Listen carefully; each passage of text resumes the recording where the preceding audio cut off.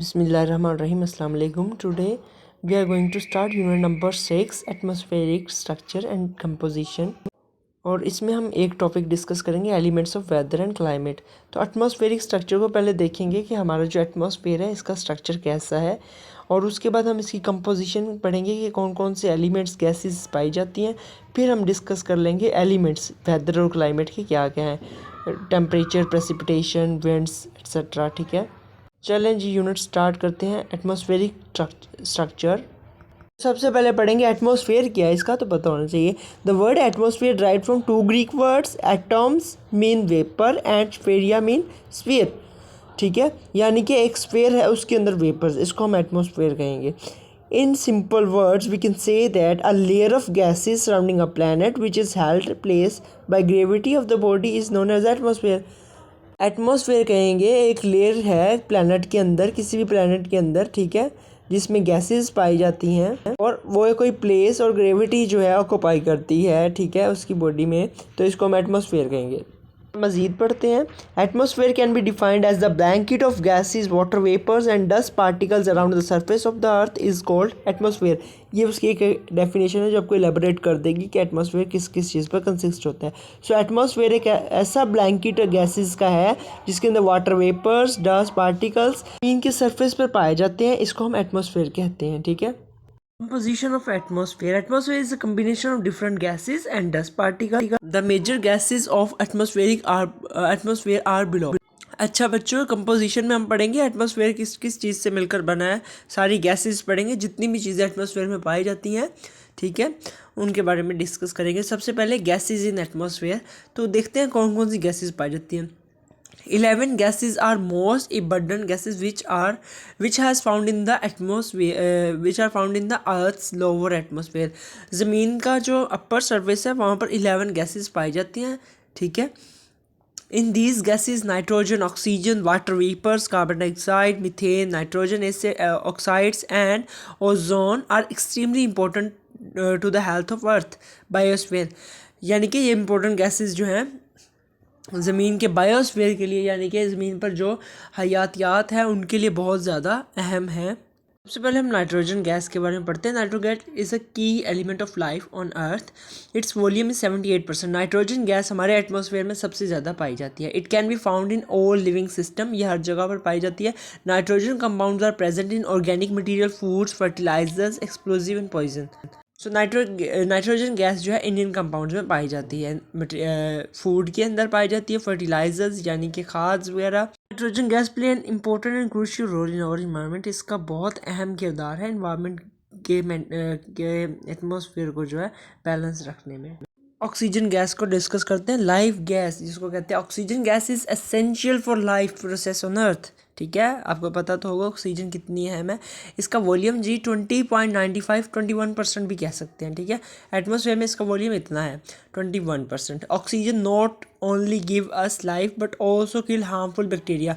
ये सिर्फ ज़िंदगी ही नहीं देती बल्कि हार्मफुल बैक्टीरिया को भी किल करती है। It form about 1/5 of the atmosphere. ये एटमॉस्फेयर का 1/5 पार्ट जो है इसमें मौजूद होता है। एटमॉस्फेयर के 1/5 पार्ट में ये मौजूद होती है। ठीक है, ऑक्सीजन गैस। हम वाटर वेपर की बात कर लेते हैं। तो water vapour has several important functions on our planet. हमारे इस अर्थ पे वाटर वेपर का बहुत अहम किरदार है। It's volume is about 4% in atmosphere. Water vapor create precipitation that fall the earth's surface, providing for water for plants and animal. तो water vapor precipitation means इसकी जो forms हैं rainfall, snowfall etc. तो ये water vapor बहुत अहम किरदार अदा करते हैं। प्लांट्स और एनिमल के सर्वाइवर के लिए फ्रेश वाटर प्रोवाइड करते हैं। आगे it helps to warm earth atmosphere through green house effect. Water vapour ही ग्रीन हाउस इफेक्ट प्रोड्यूस करते हैं जिसकी वजह से हमारा अर्थ का एटमॉस्फेयर जो है वो वार्म रहता है। So water vapour play very crucial role in our atmosphere. Argon के बारे में पढ़ते हैं। इसका एटमॉस्फेयर में क्या रोल है। Argon gas constitute less than 1%। ये सबसे कम पाई जाती है एटमॉस्फेयर में। It is completely lifeless and unusable in life process. इसका कोई काम ही नहीं है बच्चों आर्गोन गैस का, बट कहना लिखना लाजमी कि आर्गोन गैस भी होती है। ठीक है, carbon dioxide is natural gas off life process. ये जिस तरह ऑक्सीजन अहम है, कार्बन डाइऑक्साइड भी अहम है for plant survival. Although its percentage in atmosphere is about 0.0393। ठीक है, carbon dioxide is important to global temperature को मेंटेन करने के लिए इंपॉर्टेंट है। Carbon dioxide is important for green house gases, और उस गैस के लिए भी इंपॉर्टेंट है। ये ग्रीन हाउस गैस मतलब वो प्लांट्स नहीं है उनके लिए। तो कार्बन डाइऑक्साइड के आपने परसेंटेज याद रखनी है, और उसके बारे में ये दो इंपॉर्टेंट बातें याद रखनी है। It's also play a crucial role in our environment, in our atmosphere. तो अब बात करते हैं मीथेन की। मीथेन, इसको CH4 कहते हैं। Methane is very strong green house gas. Its volume is about 0.00017% in atmosphere. It's important to for rice cultivation, landfills, coal mining, oil and gas extraction. So methane का बहुत अहम किरदार है हमारे इन्वायरमेंट के लिए और हमारी रिसोर्सेज के लिए। ठीक है, ओजोन गैस O3, इसकी परसेंटेज है 0.00004%। ठीक है, ozone gas is very important for atmosphere because it protect atmosphere from harmful ultraviolet rays from the sun. Ozone gas बहुत अहम है, ये सन की बहुत ज़्यादा खतरनाक अल्ट्रावायलेट रेडिएशन से हमारी अर्थ को क्या करती है, प्रोटेक्ट करती है। सो ये ओजोन लेयर के बारे में था। Now we learn about structure of atmosphere. Atmosphere has 5 distinct temperature zones. ठीक है, यानी कि 5 layers है हमारे टेम्परेचर में: ट्रोपोस्फेयर, मेसोस्फेयर, स्ट्रेटोस्फेयर, थर्मोस्फेयर और एक्सोस्फेयर। सो हम इनको पढ़ते हैं और देखते हैं इनमें कितना टेम्परेचर की क्या रेंजेस है, अर्थ से कितने किलोमीटर पर लाया करती हैं। पहले ट्रोपोस्फेयर के बारे में पढ़ते हैं। Troposphere 12 kilometre above earth surface. अर्थ सरफेस से ये भाई 12 किलोमीटर तक है। और उसके बाद the troposphere is the first layer of the atmosphere.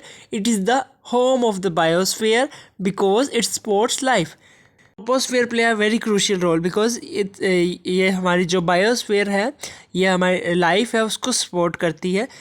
और ट्रोपोस्फेयर में 90% of the total mass of the atmosphere, 90% इसमें जो एटमॉस्फेयर का मास इसमें जो है ऑक्यूपाई करती है ये।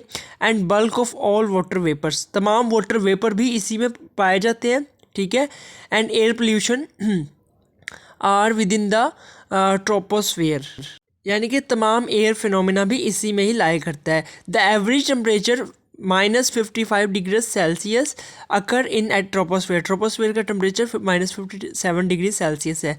ये बात भी आपने रिमेंबर रखनी है। ऑल वेदर फ्रॉम ना अकर इन इट, तमाम किस्म के वेदर जो है ट्रोपोस्फेयर में अकर होते हैं। ठीक है, यानी कि ट्रोपोस्फेयर में वेदर तमाम किस्म के पाए जाते हैं। ये लाइफ को सपोर्ट करता है। इसमें जो है 90% टोटल मास होता है एटमॉस्फेयर का, और इसका टेम्परेचर -57 डिग्री सेल्सियस होता है। अब हम डिस्कस कर लेते हैं स्ट्रेटोस्फेयर को। Stratosphere, the stratosphere lies just above the troposphere, यानी कि ट्रोपोस्फेयर के बिल्कुल बाद जो है ना स्ट्रेटोस्फेयर स्टार्ट हो जाती है layer. Air in stratosphere become slightly warmer as altitude increase. ये थोड़ी सी वार्म होती है जैसे अल्टीट्यूड इंक्रीज होता जाता है। जैसे जैसे लेयर सन के पास जाती जाएंगी वो वार्म होती जाएंगी। The stratosphere reaches up to 50 kilometre above the earth surface. 50 kilometre का डिस्टेंस है, ठीक है, अर्थ सरफेस से। The stratosphere contain ozone layer, इसमें ओजोन लेयर पाई जाती है। ओजोन लेयर तो पढ़ लिया कि उस ओजोन का क्या काम है। ओजोन लेयर जो है हमारी अर्थ को अल्ट्रावायलेट रेडिएशन से बचाती है, प्रोटेक्ट करती है। ठीक है, अब हम मेसोस्फेयर की बात कर लेते हैं। Mesosphere is the area from 50 to 80 kilometre above the earth surface. Earth surface के बाद 50 से 80 किलोमीटर का जो एरिया है उसको हम मेसोस्फेयर कहेंगे। Mesosphere is the coldest portion, ये कोल्ड पोर्शन है।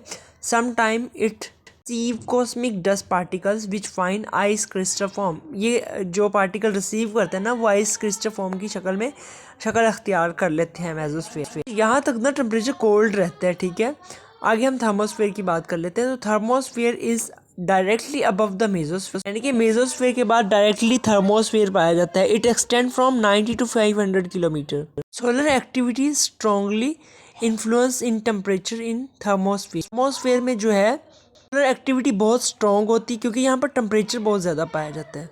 Temperature is typically about 200 degree Celsius hotter to 2000 degree Celsius, ठीक है, 200 से 2000 गुना जो है ना इसमें टेम्परेचर पाया जाता है। The ranges of temperature varies between day and night, दिन में चेंज होता है और रात में चेंज होता है। अब एग्जोस्फेयर पढ़ते हैं। The exosphere is the outer most layer of the earth atmosphere, ये बिल्कुल आउटर मोस्ट बिल्कुल अर्थ से आउट है, ठीक है। It extend up to 500 kilometre to 1000 kilometre, ठीक है, above thermosphere. In exosphere the air is extremely thin, यहाँ पर हवा बहुत ज़्यादा थिन होती है। And particles are very spread out, हवा में जो पार्टिकल्स हैं वो स्प्रेड आउट होते हैं, हर जगह पर फैले होते हैं। वेदर और क्लाइमेट में डिफरेंस क्या है ना, what is the difference between weather and climate. तो स्टूडेंट्स, वेदर जो है ना, weather is hard to hard day to day condition of atmosphere, यानी कि हमारे एटमॉस्फेयर की डे टू डे और हार्ड टू हार्ड जो कंडीशन है उसको हम वेदर कहेंगे। देखो कभी कभार ठंडी हवा चल रही होती है तो कभी कभार धूप निकल आती है, तो ये वेदर है, ठीक है। सर हम गलत बोल जाते हैं कि आज का क्लाइमेट कैसा, नो, क्लाइमेट जो है वो ईयरली जो है कैलकुलेट किया जाता है, बट वेदर जो है वो time to time, hour to hour, day to day. कल का टेम्परेचर कैसा था और आज का वेदर कैसा है। हम क्लाइमेट को देखते हैं। सो क्लाइमेट क्या, the average weather condition a place for a longer period of time represents the climate, यानी कि कोई लॉन्गर पीरियड तक किसी वेदर का रहना किसी जगह पर वो क्लाइमेट कहलाएगा। जैसे कि सहारा जो है हॉट है, तो इसकी जो कंडीशन है वो सालों से यही है, 10 ईयर से 30 ईयर से यही है। क्लाइमेट कंडीशन अंटार्कटिका सदियों से जो है ठंडा है। Weather condition more than 30 years, तो क्लाइमेट के अंदर वेदर की जो कंडीशन 30 साल से ज़्यादातर रहती है किसी जगह पर, ठीक है, उसको हम क्लाइमेट कहेंगे, जबकि वेदर जो है डे टू डे चेंज होता रहता है। हम डिस्कस करेंगे elements of weather and climate. Weather and climate के जो एलिमेंट्स हैं ना वो अप्रॉक्सीमेटली सेम है।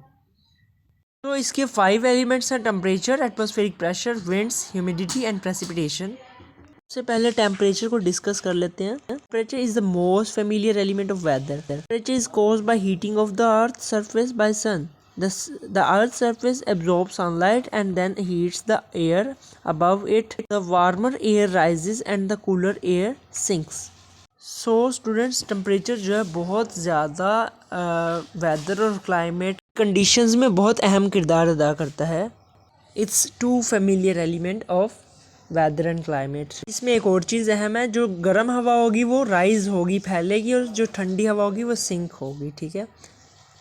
अब हम बात कर लेते हैं एटमॉस्फेरिक प्रेशर की। So atmospheric pressure is the weight of the air above us.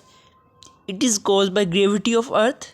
Atmospheric pressure also varies depending on the temperature of air. Temperature का इस पे बहुत अहम इम्पैक्ट है, ये ज़रूर याद रखना।